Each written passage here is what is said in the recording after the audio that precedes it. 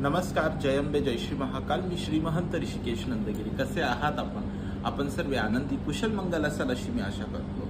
तसं बोर्ड बघून तुम्हालाही आश्चर्य वाटलं असेल की नेमकी आज कुठे मीटिंग आहे.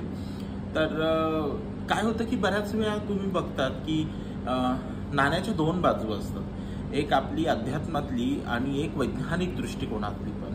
तर तसंच मी ज्या पद्धतीने तुम्हाला सगळ्यांना दाखवत असतो की एक जोगती परंपरा आहे, त्याच्यानंतर आपली आराधी, देवदासी, भगत ही परंपरा आहे.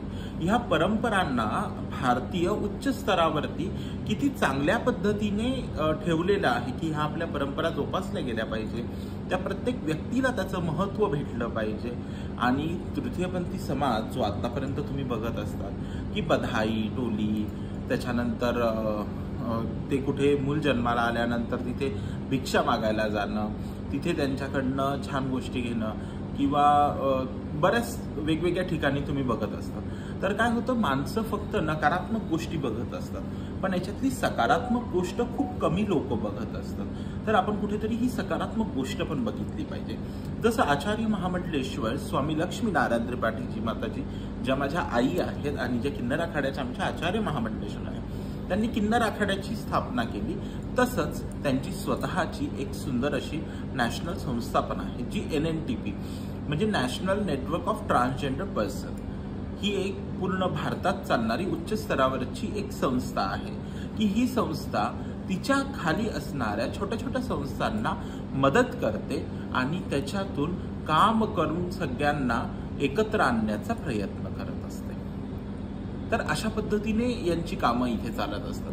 मग ट्रान्सजेंडर पर्सनला काय काय मग त्यांचे हक्क आहे, त्यांना भेटणाऱ्या वैद्यकीय सुविधा आहेत, त्यांना भेटणाऱ्या जसं आधार कार्ड आहे, ई-श्रम कार्ड आहे.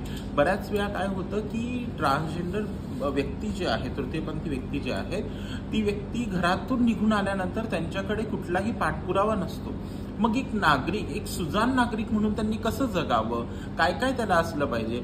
तर अशा पद्धतीने NNTP हे सगळं त्यांना हक्क मिळवून देण्यासाठीचं संस्था काम करत असते, ज्याला आपण NGO म्हणतो, नॉन गव्हर्नमेंट ऑफिशियल ज्याला म्हणतो, की सरकारच्या मदतीने सरकारला एक आपण अंग असतो सरकारचं, की सरकारला हातात घेऊन आपण काम करत असतो.